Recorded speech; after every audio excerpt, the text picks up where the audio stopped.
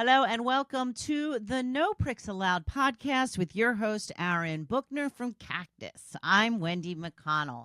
Aaron, how are you today?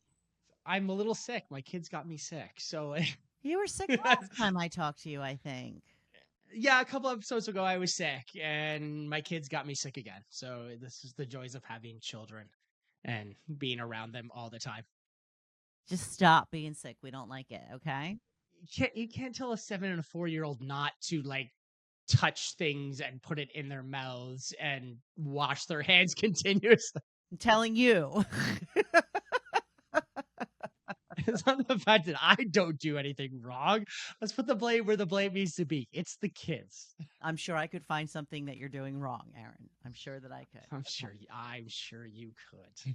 All right. So today we are talking a little bit about BS. Wait, hold up. Before we go into BS, I Oh. want to know, how was the Swifty concert? Oh. How was Toronto and the Swifty concert? How was that? Big topic of conversation. It was fantastic. Great. I got to tell you, I tried to see more of the sights, and Toronto traffic is a nightmare. I don't Yes. know if it was extra worse because of the concert that I was attending, but I tried to get to some kind of Christmas market or something, and traffic just would not move at all. Yeah, that's Toronto traffic. You Okay. ask anyone, that's Okay. standard. I'm sure the Swifties didn't help. I saw it, and like I saw her going down like the first trip, and she's like going down the Gardeners and they shut it down. And my first motion in my head is like, oh my god, Toronto's at a standstill. Like you can't shut down half of the Gardeners Expressway for Taylor for her to go down, yet they did that. I'm like, oh, okay then. Every road was renamed Taylor Swift Way. Really? Oh, good for them. Yes, it was quite the experience. So thank you for asking. I appreciate that. Right. I had to ask. We always talk about music. It's always about mine, but I'm like, how was your time? A little bit different from your music. Yeah, that's all good. You still had fun. You enjoyed yourself. You lasted the 4 hours. How long? 4 hours? 3 hours? 3.5. 3.5. So you lasted. You survived. That's what matters. Yes. Yes. And I have bracelets. Oh, your bracelet. You're still wearing. Good for you. But you didn't buy. Did you buy a shirt? I didn't. I told you I'm not good. I've given her enough of my money. Plus, it was like a 90-minute wait, from what I understand. So no, nope. Yeah, no. You have bracelets. I guess those qualify. I guess Yeah. I'll give you the bracelets outside of the t-shirt. We're okay. Okay. Okay. All right. Moving on. So we're talking about BS today. Yeah, we're gonna talk about some BS. So as I like to say, it's just feeding peanut butter to your cactus. You can't feed peanut butter to a cactus. It Oh, just doesn't work. So this is all like kind of the BS that we're seeing or fed online that may not actually be true. So yeah, I kind of want to dive deeper into this because it's a little bit of a fun topic. okay. So how do we decipher what is BS and what is not? Talk to someone who knows their stuff first, I think is probably the right way to say it right off the bat. There's an old adage like, okay, yeah, mom and dad might know how to do something, but the professional knows a little bit more than they do. And it's, let's be real, it's social media at the same point. It's everything's put out there in a certain light, in a certain manner, and you kind of have to take it all with a grain of salt when it gets to that stuff. Okay. So don't believe everything I see on social media is what you're saying? Yeah, please don't. Please don't. I think that's just a standard thing. I think anything that's on social media, you kind of have to like, oh, is this really how it is? Let's be realistic. No kid is perfect 24/7. My kids aren't perfect, but we all we show on there is the best stuff in the world. Okay. So if I see on social media, start early and invest as much as you can, I shouldn't listen to that. Going right in.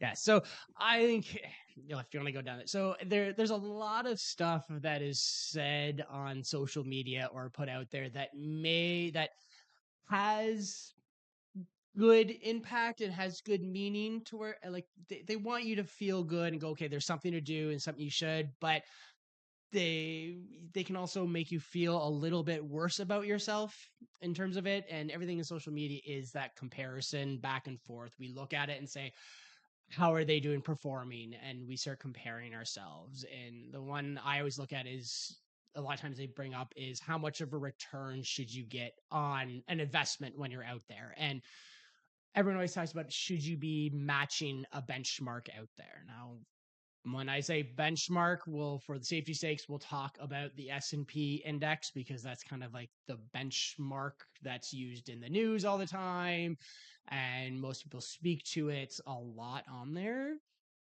But the notion that you need to focus 100% on reaching a benchmark, and if you don't meet that benchmark, is not good advice, because we know about it and we've talked about it before, and you've brought it up, of your neighbor has a BMW, why can't I have a BMW? Is that comparison, and you start to doubt your own self-worth, that if someone else is out there and a benchmark is out there getting 10% hypothetically, and you only get 8, you start doubting, like, why are people better than me? Why can't I be as good as someone else? And just because someone does better doesn't mean you're failing. So if the benchmark does 10 and you get 8, it's not a failure. And don't immediately think that. So comparison is the death of joy.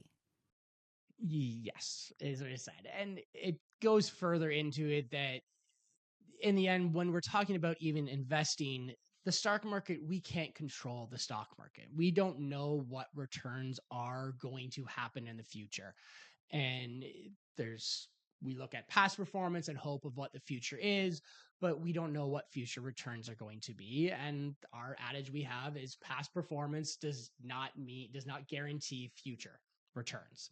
So the only things you can control when you're investing are yourself, so your behaviors and how you react when the market changes, how long you can be in the market, so how long are you investing for, and how much money you're actually putting in, are really the only things you can control. And that return you get is kind of just icing on the cake in terms of things. Wait. The return is the goal.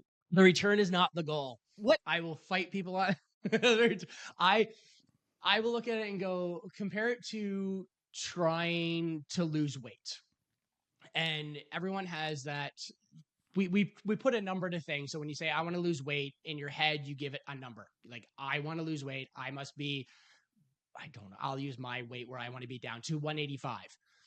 And that's the number. But if you're working out on a continuous basis and you're eating properly and your clothes are fitting better and you're finding out, hey, I can now run further than I ever could, I'm running faster against my kids and keeping up with them and not being tired, but yet your weight still stays at 195, did you fail in the end? Like, why are you self-doubting yourself when you're making so many improvements on your life because you didn't hit the 185? And it's the same with investing.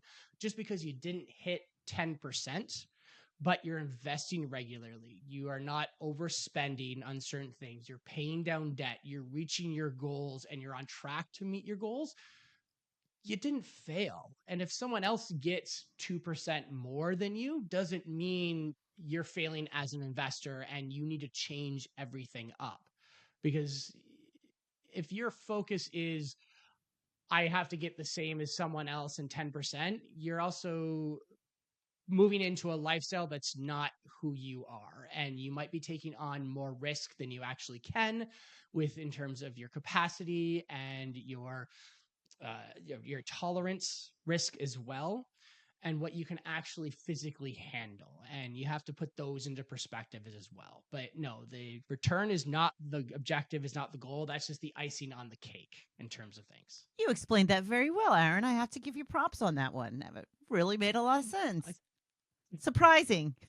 So I think it's the first time you've ever given me. Thank you. Actually, I will put the props out here.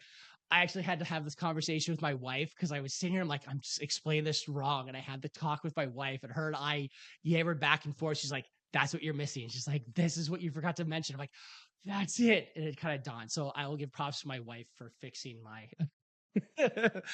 I knew it. All right. All right. So what else do we have to be on the lookout for or not on the lookout for, or what do we need to adjust when it comes to our expectations?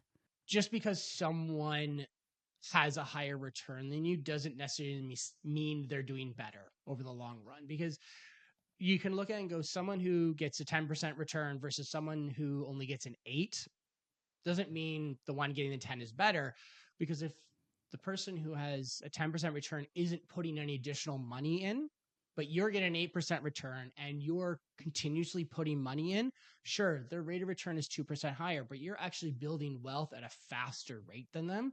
So you need to take these things into consideration at the same time, that it's not just the percentage, it's the time you're in the market and how much you're contributing and your behavior ongoing on later. So if people are saying you should get 10% or the market's doing this and you should get it, think twice about it and think about your priorities and who you are and your goals and your behaviors, and are you actually achieving what you want to achieve?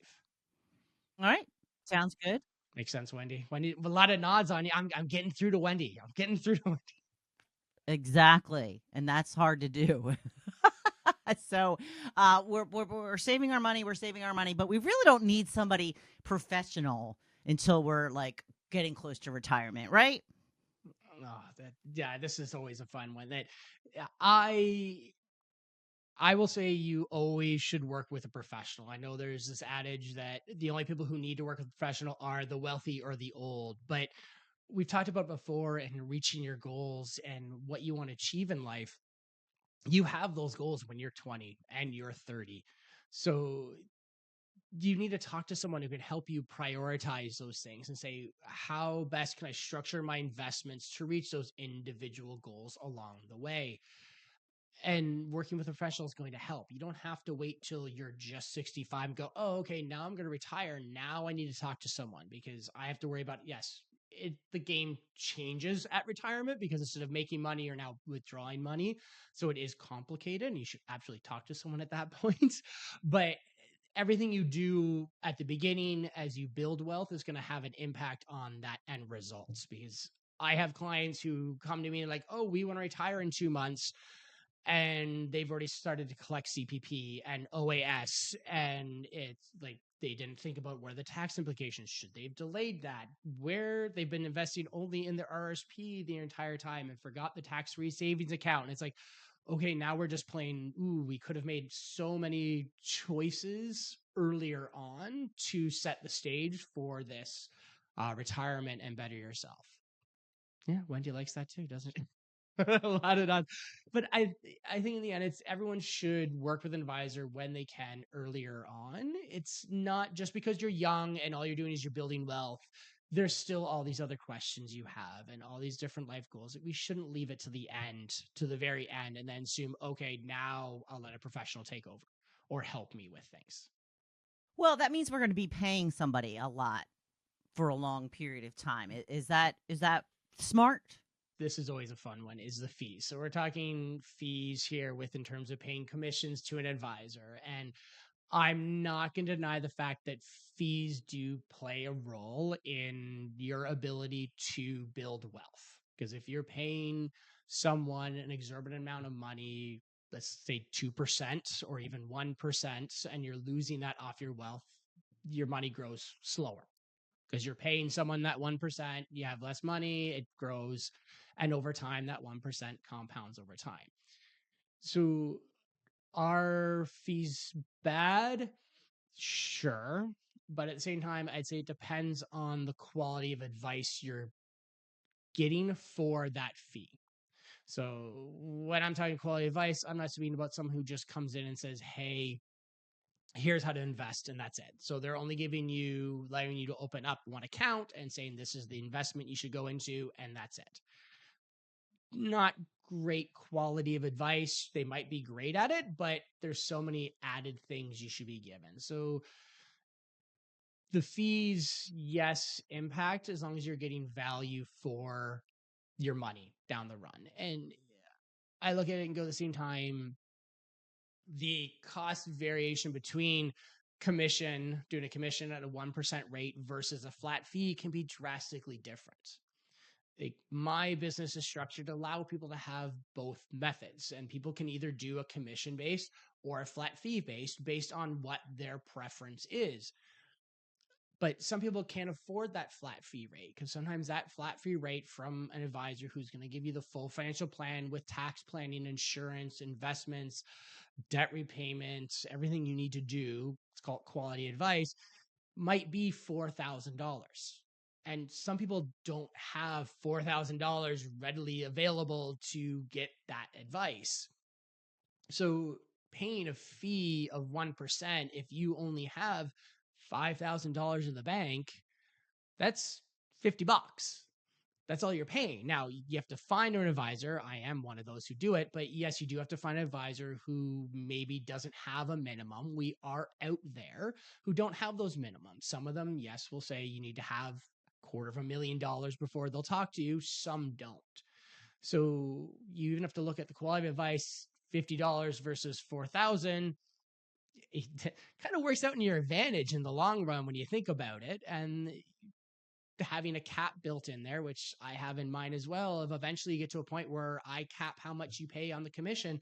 So you're not constantly paying 1% on $500,000, which then becomes a good chunk of change. What does that mean? Explain that to me. How do you cap it?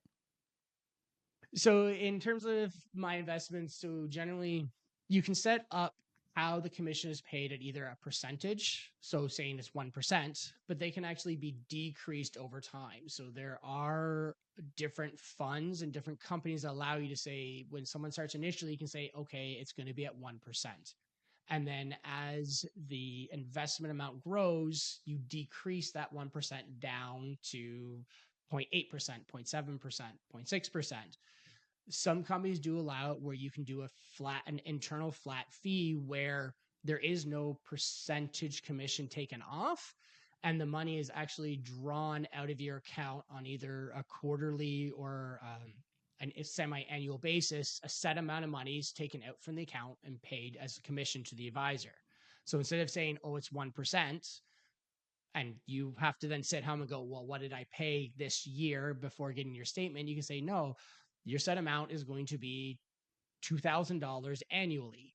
And that'll come out of your account, will be minus $2,000, will come out and be paid directly to the advisor as a commission. Okay, so you can go back and forth, is what you're saying.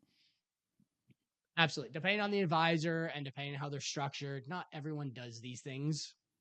Some people have it, some people don't. It really depends on the practice. So you have to talk to a lot of different advisors to find out how exactly are they structured and what are their minimums, if they have any, what is their flat fee if they do that as well. But there are those options out there, but you do have to search for them, unfortunately. Okay. So, but you're one of them, right? I am one of those crazy ones in Canada that allow it. There's not many of us, surprisingly. You're crazy, all right. That one I can attest to. So, Thanks, Wendy. when I was looking into, my first IRA and all of that, I was told, well, you should take your age and make that what you're going to invest in, and then be conservative with. What does all that mean, Aaron? Oh, you're talking about the one. I don't think I can't remember what the rule's called, but you take your age. It's 100 minus your age, and that's what you look at, and that's how much you put into equity. So if you're a 20-year-old starting to invest, you take 20 from 100, and that gives you 80, and that's how much you should put into equity, and the other 20 should be into bonds or fixed income, so something more stable. Yes. Yes. So then as you get older, that changes. So then when you're 30, 40, 50, you start scaling down the equity, which is the higher risk, and build up the bond amount, which is more stable and preserving the capital for it. With the whole thought process that when you're younger, you can take on more risk. And as you, in theory, get older, you take on less because you're trying to preserve the capital. But should you take on more risk when you're younger? Yeah, a lot of that's going to come back to the behavior of the person, because taking on more risk and going 100% into equity markets or growth funds, such as your Amazons, your Visas, your Apples, I'm trying to think of all these, so Microsoft, Facebook, the ride can be a little bit scarier because these can fluctuate drastically. Any given month, any given year, you can be high highs and low lows depending on what's happened. And I look and go, when someone's starting, I'm like, this is their first toe dip into the market, I guess is the right way to say it. So having someone to look, go, okay, I'm going to invest and I'm going to go very, very heavy into equity, they're probably going to watch the money on a continuous basis. And if you have a downward month and you start seeing those negatives, they might have that initial shock reaction of, oh, get out, or stop investing. And it's not going to be possibly the best introduction to investing for those people, to say, invest all your money in this, and it drops out of nowhere. And it's like, I don't want to invest anymore because I'm now put my hardwood money into the market in hopes of making money, and I actually lost money within the first month. Yeah, I mean, when you're very young, though, I mean, I think it's pretty well known that you're in for the long term. You really shouldn't be looking at anything every day, especially if you're 21. Yes, they should. Like I said, yes, in theory, if you're investing, you should be looking at the fact of, okay, long term. Let's assume it's a 20-year-old and they're assuming retirement. So we're looking at 40 years of a time horizon. In theory, they should be putting the money in and almost ignoring it for 20 years and not looking at it daily. But human behavior, we want to look at it. We want to see that money grow and get larger. We don't want to see the negatives happen. And it's hard to see, you invest and maybe you don't look at your thing until the annual statement, and then you see, oh, I lost a couple $100 or I didn't make the money. And then it goes back to the other thing of, well, someone else made this much money. Why didn't I make this much money? And then you go right back to that comparison and self-doubt of who you are.